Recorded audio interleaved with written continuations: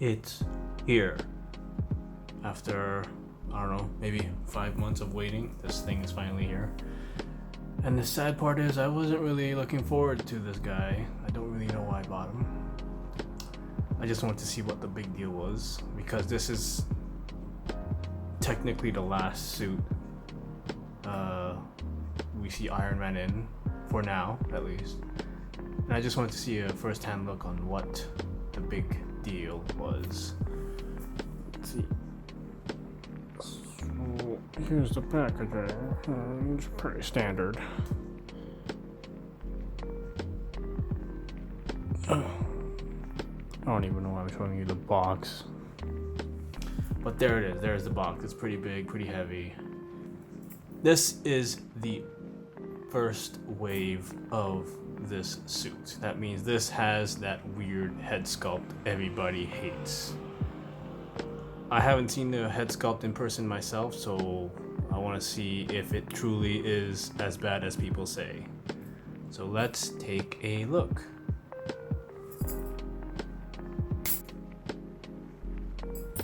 And there he is, in all his glory. First thought is he kind of looks like the Mark 50. I mean, I don't see. I guess the paint and there's a little differences here and there, but he's still this skin tight Iron Man suit. But oh god, I don't know. He's all right to me. He's well crafted, well painted. Oh, yeah, the paint. Let me zoom in on some of the flaws I got when I picked this guy up, because this guy really chapped my ass. And here he is, all full frontal. Very shiny. He's got some real decent weight on him. I had to polish him up just a bit because he came out a little dusty in the packaging. And there are some issues, some QC issues with this guy, which I'll discuss later. That's one of the reasons I hate collecting Iron Men, especially die-cast, because they're so fragile with the paint. And I don't know, man. When I saw it, I wanted to cry right there in front of the seller who sold this to me. But I kept it together. To me, he honestly looks similar to the Mark 50. There's not enough differences for me, and I really hate having duplicate figures in my collection. I like some variety when I look at my display, but when I saw this guy next to my Mark 50, there's not enough. There's not enough differences, except for his gold arms, and I guess he's more compressed with his armor. It's more skin tight-ish. But it's not like I hate him. It's just, he's alright. So here's a closer view of him, and I don't know if the camera can pick it up, but on his helmet here, you can't see it.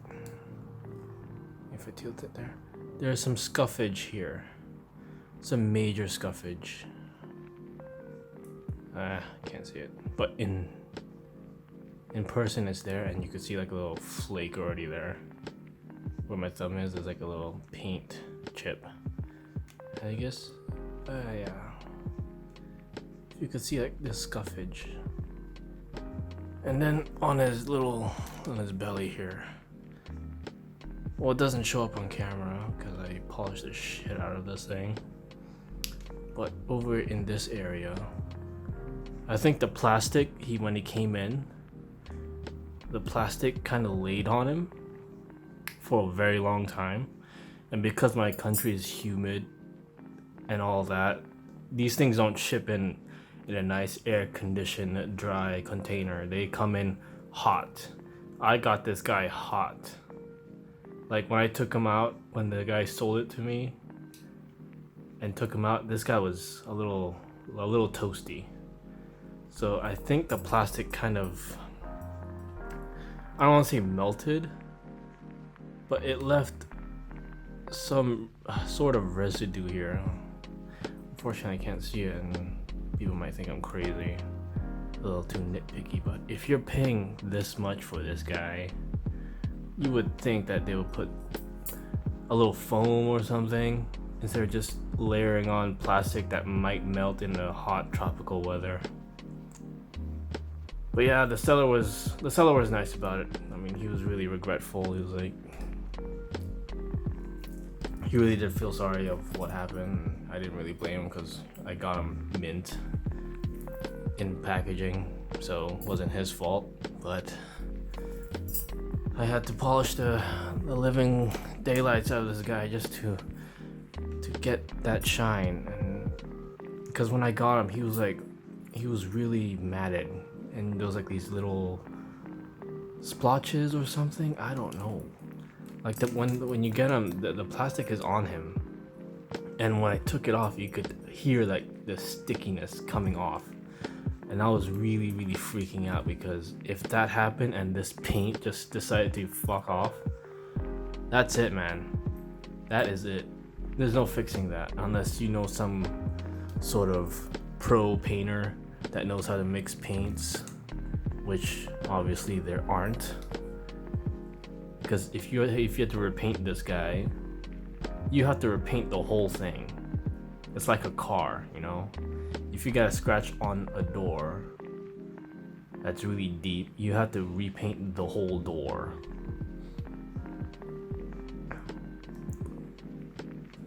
Yeah, that's my little takeaway from that experience.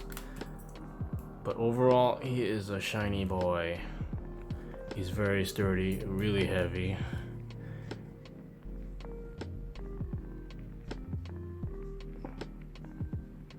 Just get some little close-ups here, and you can see like the nicks. That's why I like these die casts, because they have these little wear and tear type details. That's why I never collected the older Hot Toys Iron Man, because they came out all clean, all factory clean. They didn't have these little nicks, these little imperfections, because this, you know, is what you get. It's a battle suit. You're supposed to have these little nicks and dirt here and there. It's not a showpiece. This guy is supposed to be designed to go into battle. So that's it.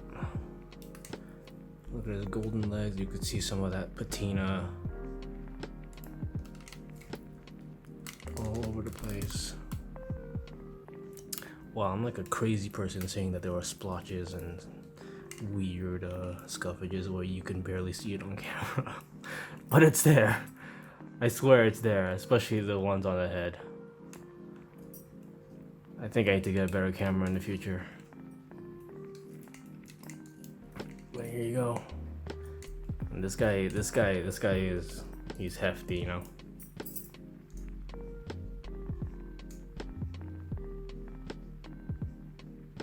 Yeah. So let's take a look at what he comes with. So he comes with fisted hands. Whoosh. See, it's got some dings and stuff, different from the other hand, left and right.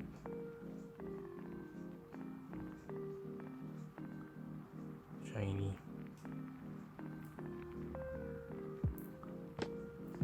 Let's put you guys over here.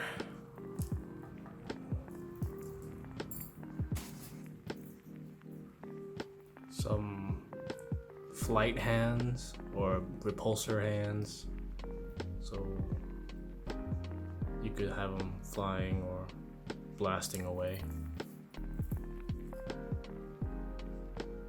Let's take a look at one first.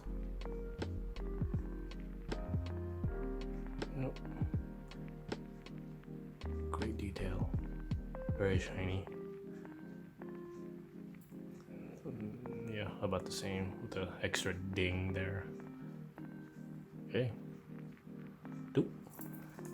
And these ones, the individual articulated finger ones. These are the hands I pose with all the Iron Man, the finger ones. Because because you can't get a fisted one. You can't get a fisted pose with this because it won't close. Because yeah, I'm not gonna risk bending all these and breaking them on camera. But you can't really fist them, but you can get them in other poses. So yeah, they're individually articulated, just like the 3A robots. But they're really stiff though. So it freaks me out whenever I try to articulate one. I try not to over articulate them. But yeah, it does what it says on the tin. And there you go. There are his hands. And last but not least is the Nano Gauntlet. I don't know why this one came with this particular Iron Man suit, because there's a Mark 85 battle damage coming out, which has this, which understandably should come with that one, but I think that the Mark 85 battle damage one wasn't really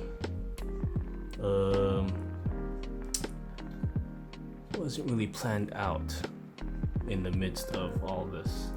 I think the idea came out later after the movie, so it was already too late to change this to put in the battle damage one, so they just said, you know, fuck it, let's just put this one and give them the other one, and at least I have two. Because the development of these hot toys happens years in advance, so it's really hard for some of the ideation to finalize. So that's why, you know, I think that's why the Mando didn't came with the child on the first one, because it was already discussed way back. It was already too late to change anything. Anyways, so this lights up individually. You have the different colors, and this one, yeah, it articulates and all that. Don't know why this isn't just a hand. Don't know why it came with a forearm piece. But there you go. Why am I complaining? I don't know. It has the individually articulate fingers, as you can see. I'm not gonna put batteries and show you how it lights up, because there are plenty of videos that shows that, and I don't like to put batteries in these figures because that's the way I roll. Now here we're going to talk about the head.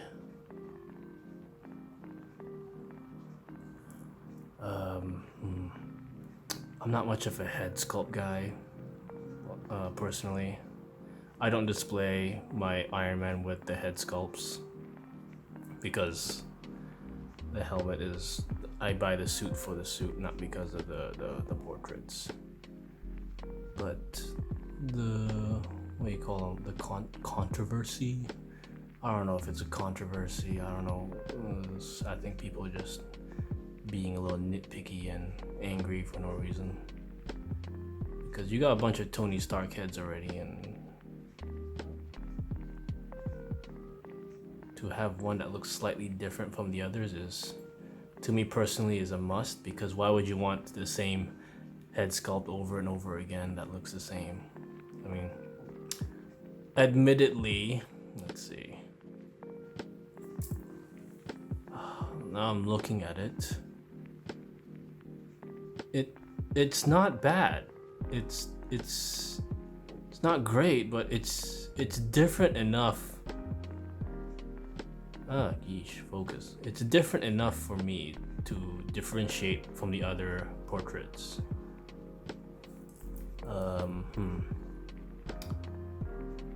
Have any theories for why it came out like this? I don't know. For me, I think the character was pretty traumatized, and in the movie he was on that ship for how long? He was practically starving, and that situation, your facial demeanor kind of changes when that happens, when you're starving and you're suffering through PTSD. So your face does change.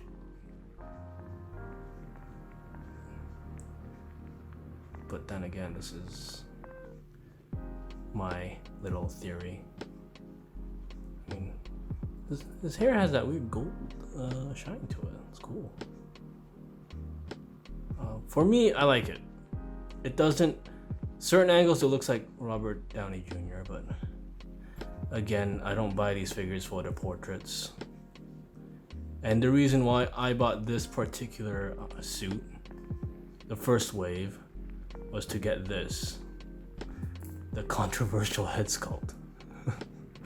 Because from what I understand is the complaints or whatever, the feedback was so negative that Hot Toys decided to take all the shipped out 85s back and how do you say, repackage it with a new head sculpt, which means that this particular head sculpt, the first wave, will be a rarity in the future. That's just my little theory.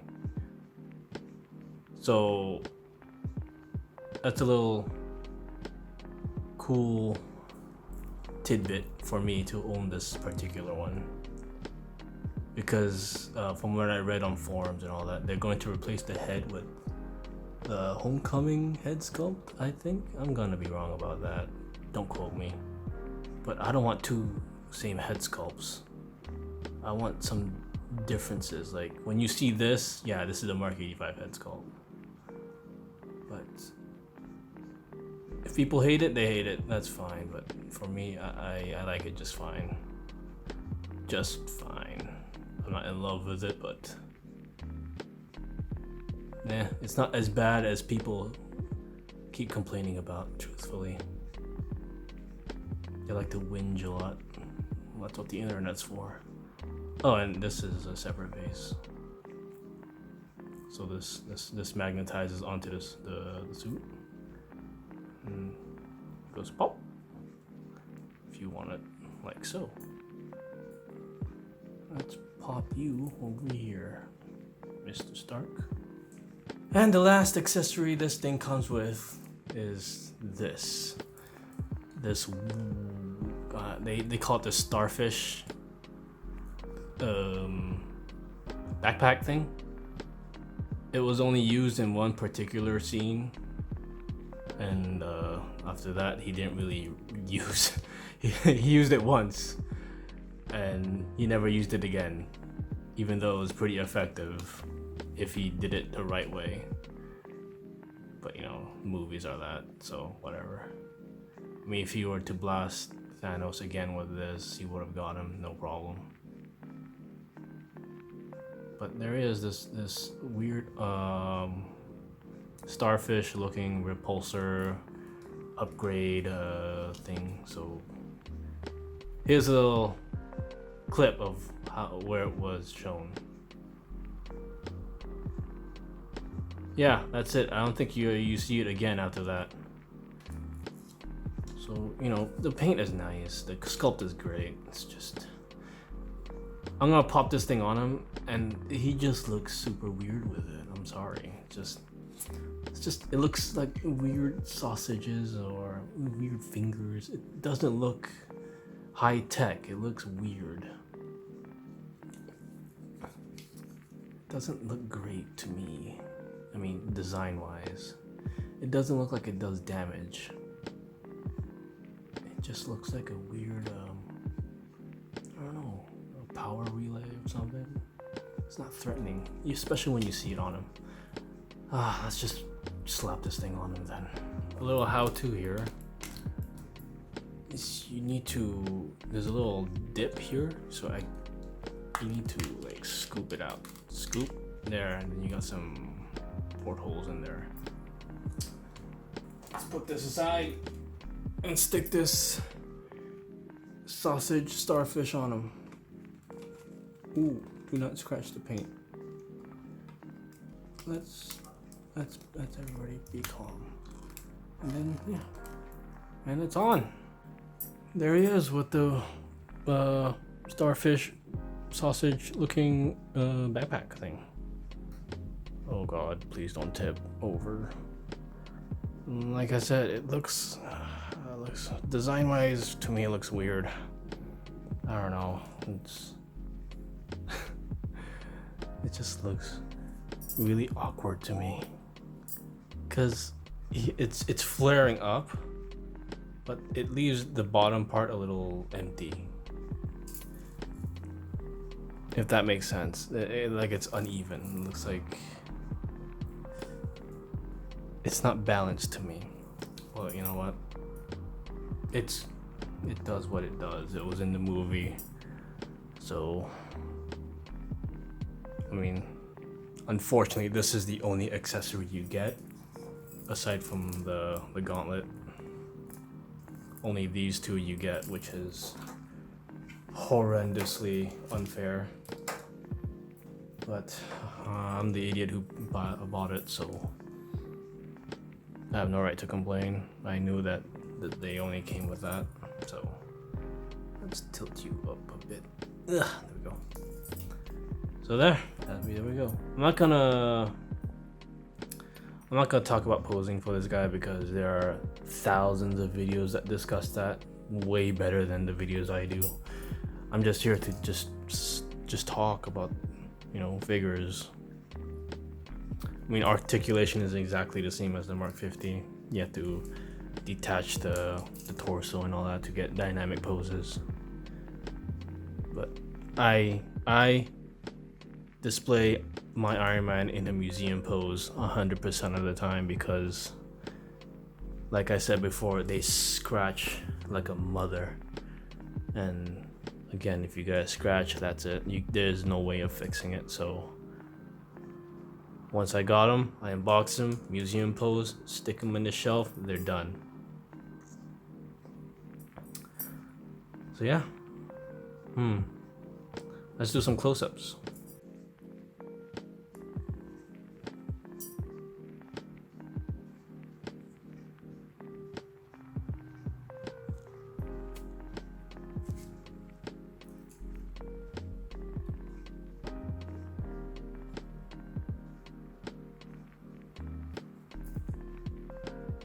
I mean, for all the gripes I have with this guy, he does not disappoint in detail.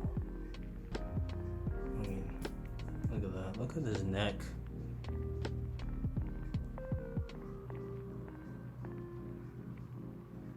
I mean, the engineering is on next level. That's why I started collecting Hot Toys recently, because I mean, back in the day, sorry to say, their products were pretty shit. The plastic Hot Toys, the weird head sculpts, the paints, it wasn't there for me. That's why I didn't collect them back in the day. But if you're aiming to collect Hot Toys, now is the time. Now is when you should start collecting.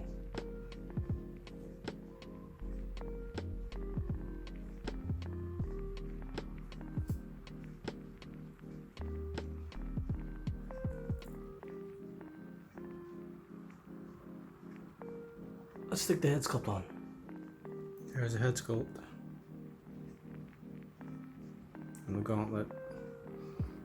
The Nano Gauntlet, I think. What it was called. I mean, honestly, the head sculpt isn't that bad. I don't understand what everybody was complaining about, but yeah, it does the trick. I don't really display my Iron Mans with the head sculpt because, again, that's not what I buy them for. I buy them for the suit, not for the head sculpt. Yeah.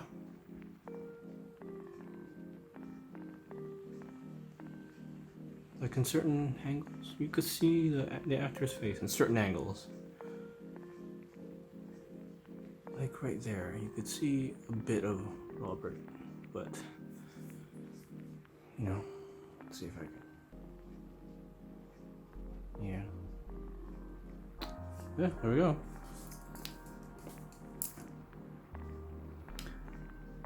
I'm not gonna explain with a flight stand and all that because again there are thousands of videos about this guy already, so I'm just here to just simply talk and share my little 2 cents on figures. I don't really go into depth with them just because I'm lazy a bit.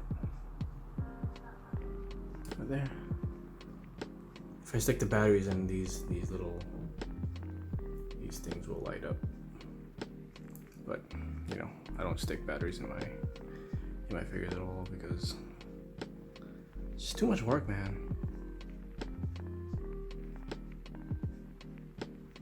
I like to keep the circuits clean, just in case I want to resell them or something.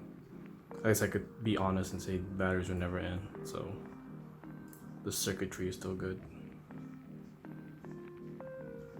And be careful when you're handling this, man, because these things, it's got little flaps here and there. They tend to jut out when you're moving them around. So just make sure you know what you're doing when you're handling this guy, or any Iron Man figures for that matter. Well, that's my 2 cents on this guy. Should you get him? If you like Iron Man, sure, why not? But if you're just starting collecting Iron Man, if you're just starting collecting Hot Toys, I think maybe this could be a pass for you. I mean, start off slow first. Don't start off with this guy. My advice is maybe start with the Homecoming one first. See how you like it, then maybe you start going all ham with Iron Man. Because that's how I started. I bought the 47 armor. And it was a downward spiral after that, so. But don't take my word for it. I'm just a lazy reviewer on a Saturday evening. God, I'm hungry. And this will be the final pose. I'll stick them in the cabinet. I always pose my Iron Mans like they're about to get ready to dispense some justice. Yeah, very boring pose, but you know, I ain't got the space, so you make do with what you got, and I'm okay with that, because he has to share a space with 4 other diecasts, and they need to behave. So yeah. And here where he stands. Behind the Mark 47 and the Mark 6. Next to the Mark 50 and the 3A Iron Man. And you got the Mark 7 there. So that's it. That's my complete Iron Man selection so far. I think I'm almost there, completing it. I'm not aiming to get the whole armory set. I'm still looking for the Mark 2, 3, and 45. This is very, very nerve-wracking to look at because everything here is all die-cast. And it's being held by this very flimsy glass piece. So I'll let you guys know when this starts to collapse and destroy everything below it.